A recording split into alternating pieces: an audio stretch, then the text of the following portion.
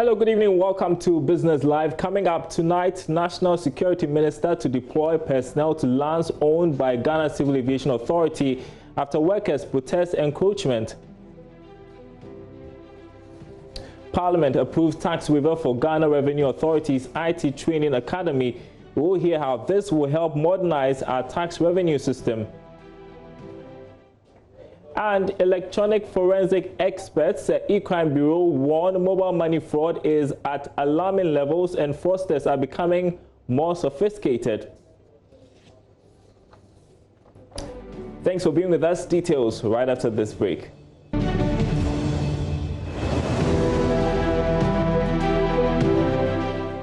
Tonight, Minister for National Security Albert Kandapar says security personnel will be deployed to lands owned by the Ghana Civil Aviation Authority, GCAA, to stop encroachment. Workers of the authority today held protests over the encroachment. This caused domestic flights to be halted for about 3 hours, leaving passengers stranded. The National Security Minister will be meeting the GCAA for an amicable solution. Ebenezer Sabote witnessed the protest. Here's his report.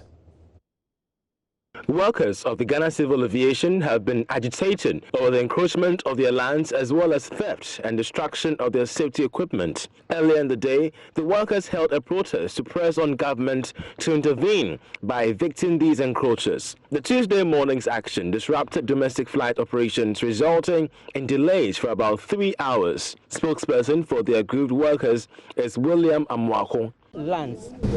Civil Aviation Authority, Ghana Civil Aviation Authority has 2 parcels of land. One at Lankwantanai, that's a Sabuchi area, and one at Latias. This land is being encroached by people that we don't even know. There's one particular man, Clement Jato, who has taken charge of this place, and he goes about even threatening our staff, getting access to even our facilities to repair the vital equipment that we use here. At times it's even a challenge, and in certain cases they have gone to the extent of even cutting some of these cables. So at times it affects our operations, and that's why we are embarking on this action. But of course, the Minister of Aviation and his deputy have been here. The Minister for National Security has been here, and they have given us the assurance that they are going to handle it. So we are standing down for now, and we monitor the promises that they have given, and if everything goes on well, then we solve the problem. We're actually fighting for the nation, not for ourselves. Yeah. One of the affected passengers spoke to Joy Business. Come down from the plane because it was aborted due to an unforeseen strike apparently. So we came down and we waited for maybe about 30 minutes.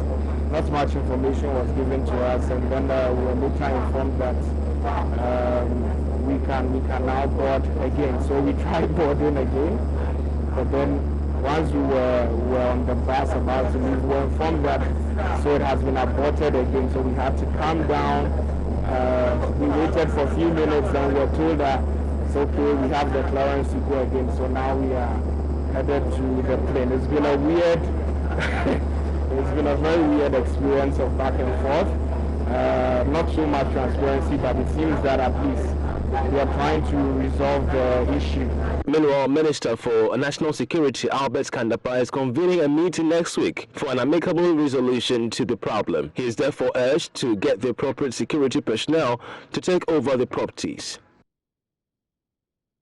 Now, Parliament has approved a tax waiver of about $900,000 for the construction of the Ghana Revenue Authority's IT Training Academy project in Tema.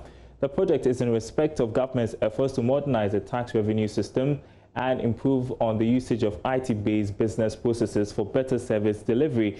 Presenting the Finance Committee's report for the approval of the agreement, Dr. Mark Esibe-Yeboah, who is chairman, said the facility will increase the rate of IT literacy among staff of the GRA and equip them to work efficiently. For the waiver of duties and taxes amounting to the Ghana cedi equivalent of 878,364 United States dollars and 92 cents on IT equipment, materials and services to be imported and procured locally for the implementation of the Ghana Revenue Authority IT Training Academy project.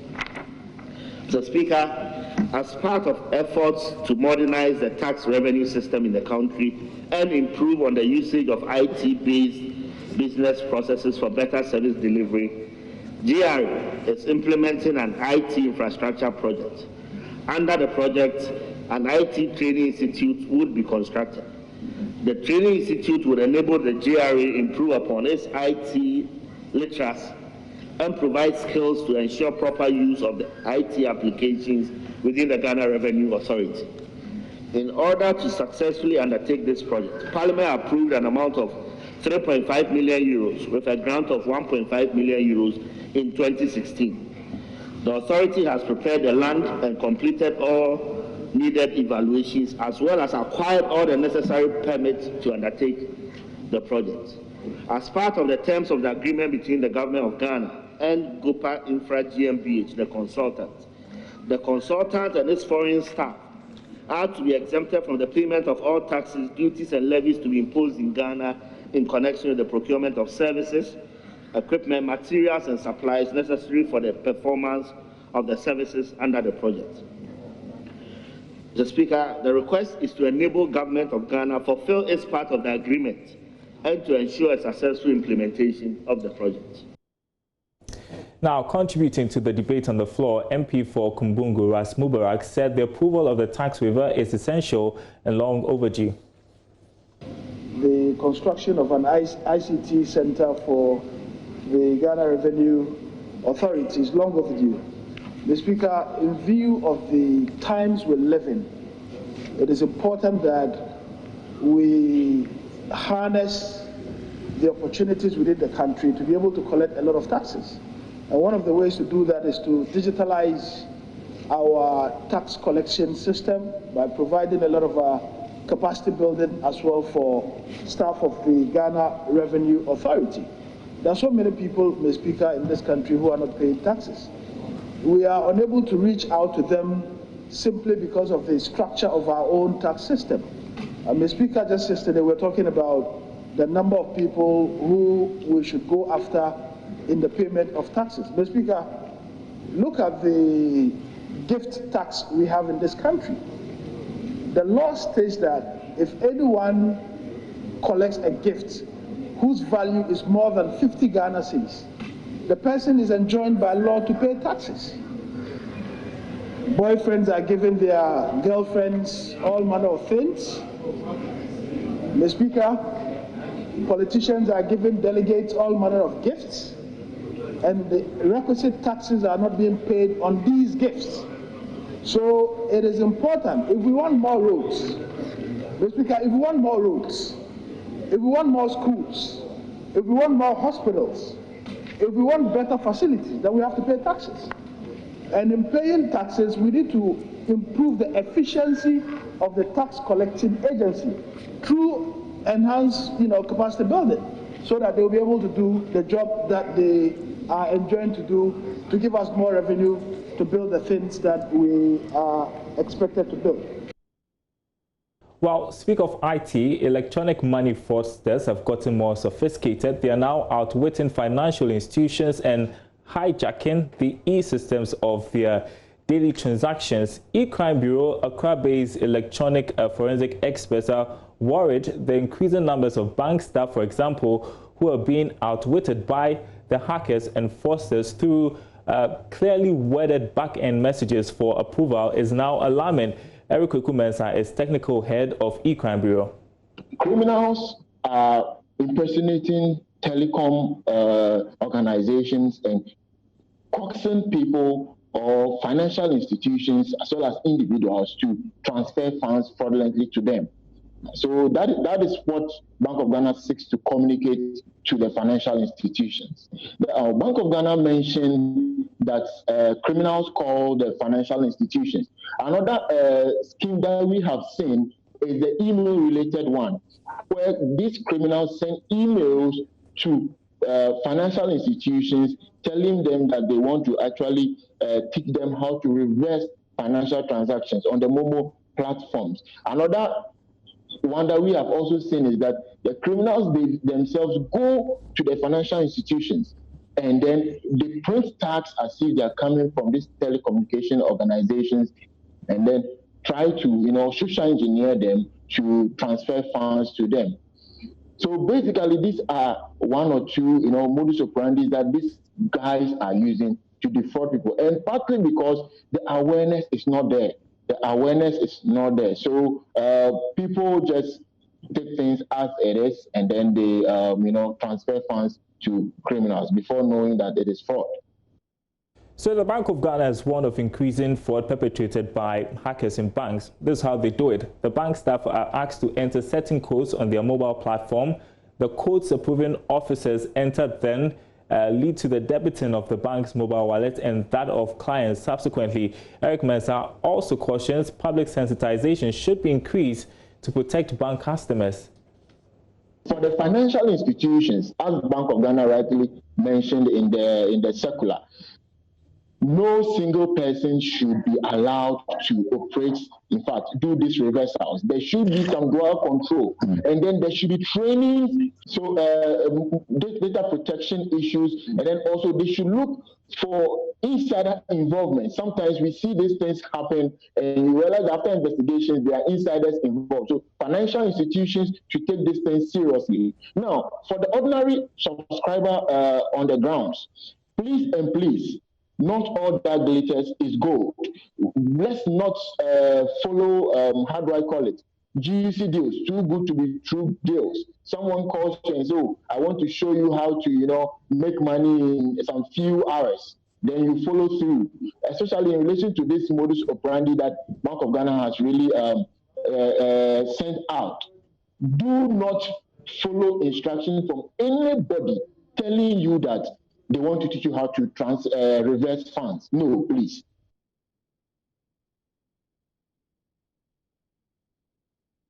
You're watching Business Live. Now, moving on to news, a lot more banks are not charging fees on the various electronic platforms of their customers. That's according to the latest survey on bank charges for the first quarter of this year by the Bank of Ghana. So which bank is offering the most competitive rates when it comes to loans and interest on savings? There's more in the following Business Desk report.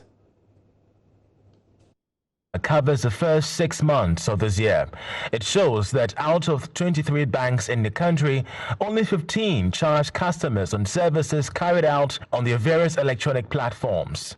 In some cases, some banks were even charging just a peso. A significant number of banks were not charging their customers for email alerts sent out. When it comes to deposits, 3 banks, Omnibank and First National Bank, offered 0 deposit for initial savings accounts opened. Or let's say you can open an account without any initial deposit with them.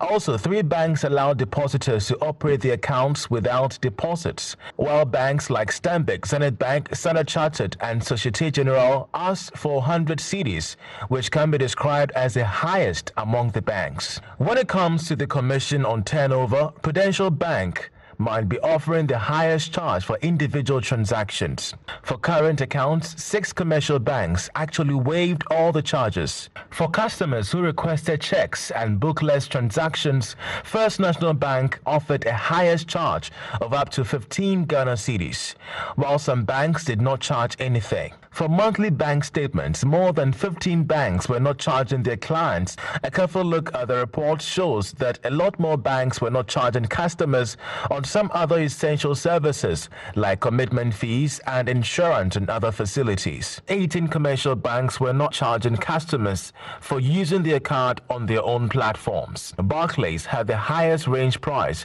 as it charged customers from 20 to 50 Ghana cedis as cost of issuing an ATM card. For those who wanted to operate a foreign current account, Zenith Bank, for instance, was saying that you should only have at least $500, which can be described as the highest among the banks. The report has again reviewed that commercial banks are not only reviewing their charges on electronic transactions, but also other service offerings. Since these interest charges and commission forms a large chunk of their income earning, it is not clear how current developments could impact on their profit. Now, bulk fuel importers have hiked prices of various petroleum products by a little over 2%, influenced by the continuous increase in fuel prices on the global market. Now, this could be passed on to the final consumer. George Afe has more. We understand that this is the price that these bulk oil distributors are willing to sell to the oil marketing companies that are actually working to review prices at the pumps from this Wednesday in line with this 2-weekly review. Most of these bulk oil importers have argued that the increase has been influenced by the continuous jump in price of finished products on the global market and not necessarily price movement of crude oil on the international market. Now, based on the numbers, diesel should go up by 2.16%. Petrol may attract 2.05% per litre. These oil marketing companies should start negotiating with these bulk oil distributors, but if they are not willing to adjust their prices, then they may have to pass it on to consumers for them to pay. This should mean that from this Wednesday you should expect another increase in prices of petroleum products at the pumps. Prices have already gone up by some 4% from last week. Now, looking at the current market sentiment from the perspective of consumers, it is likely that the market leader, GOL, may absorb the expected hike, a development that could force the over 100 oil marketing companies to hold this expected jump in prices of petroleum products at the pumps. The continuous increase in prices of petroleum products from last month, coupled reduction in the number of passengers that each operator could handle, forced these commercial operators to push for about 40% jump in fares, but just got about 15% approved. Now, that is even yet to trickle down into the economy, which would increase the cost of living. Well, another increase is staring in our faces, and it's clear the cost of living in the coming weeks could escalate again. But for the Executive Secretary of the Chamber of Petroleum Consumers, Duncan Amwa, the best way out now is to have a stabilized forex regime for these bulk oil importers. Once they are able to be forecast what their FX rates are to pay their suppliers, then Ghanaian consumers would not necessarily need to be charged any additional monies on their petroleum prices at the pumps. These things are quite doable, and we think it should be. Based on our forecast from several actors in the industry, the price of petroleum products will be going up in the coming weeks. So maybe you have to brace yourself for more hikes in the coming months. Well, as the COVID-19 pandemic worsens, businesses are contributing to the battle against the virus. Now, one of such businesses to provide support to an isolation and treatment center is Echelon Engineering Limited. As part of its corporate social responsibility, the company has provided free technical support to the intensive care unit of the LWAC Isolation and Treatment Center. Presenting the equipment to the facility, Managing Director Charles Adiye Kusi Jr. called on all to adhere to safety measures aimed at stemming the spread of COVID-19. I watched some documentaries, some stories about the facility online when they were telling the story about COVID. That is how come I got to know that there's a facility over here at LWAC that is housing some of the patients. Yeah, the setup was quite unique because, you know, as you can see, this is made up of tents. It's like a hospital made up of tents. That is the Managing Director of Echelon Engineering, Charles Adiye Kusi Jr., narrating how he got to know about the LWAC COVID-19 Isolation and Treatment Center and the need for technical support at the intensive care unit. The decision to accept and provide this task meant Charles and his team had to go into the facility to carry out initial assessment before doing the installation. This, he says, was not an easy choice. So it was not an easy decision because aside even the fact that we had to do this as a CSR for free, my first concern was entering into an isolation center. I mean, it was quite scary in the beginning, but I had to visit the site to do a survey. And then after doing the survey, after putting on the PPEs, it wasn't easy, the first time putting on the PPEs. And it wasn't easy, you know, accepting to come in contact with people who have the virus. Deputy Commandant of the facility, Major Matthias Yeli Ahik, explains that the gesture by the company would better assist them to effectively monitor patients and medical equipment at the intensive care unit. Before the coming of these CCTV cameras, what it means is that as and when you don't and go in, you go and check, and then you come out. But you agree with me that even within a split second, anything can happen when you leave the place. But with these CCTV cameras that have been fixed directly to the machines, we can still monitor the equipment from the safe zone, which is the green zone. And when something unusual happens, quickly we dispatch a staff to go in and then do the necessary adjustment or attend to the patient. And then it is in a way giving quality health care to the clients who are on admission. Major Yeli Ahig also believes this would go a long way to reduce the consumption of PPEs by frontline staff at the facility. It doesn't rule out the fact that we will still be done in to go and give the medical care, but it has given us the opportunity to still serve the patient extensively and as and when needed. We don the PPE and go in. So to some extent, I even think this initiative will cut down on the consumption rates of our PPEs, because it means that anytime you are done it to go in, you have a prior knowledge or idea of what is happening in. The project, according to Managing Director of Echelon Engineering, cost about 30,000 Ghana cedis. There are two things that we'll have to look at if we're doing a job like this. The first is the actual cost, the next is the risk. Now, for a job like this, it's a very high-risk job, and I'm sure there are several companies that have even turned this job down, no matter how much people are willing to pay. I would peg it somewhere around 30,000 Ghana cedis if we're not doing it for free, considering the materials used, the labor, plus the risk. There have been concerns about some Ghanaians who still believe COVID-19 is a hoax, but Managing Director of Echelon Engineering, who had the rare privilege of entering the facility, called on skeptics to disabuse their minds that the disease is a myth. You don't even have to go inside to come to that realization. I mean, when you get here and you see the tents and you see the demarcations, nobody will tell you that COVID is real. I mean, it is indeed real. And then, seeing with my eyes, firsthand COVID patients, it was a real wake-up call that, yes, COVID is real, and we all need to play our part in making sure that we drive this virus away. Major Yeli Ahig further called on other philanthropic organizations and individuals to aid health facility to help eradicate COVID-19 from the country. He promised that the facility would put to good use the camera and also ensure its maintenance.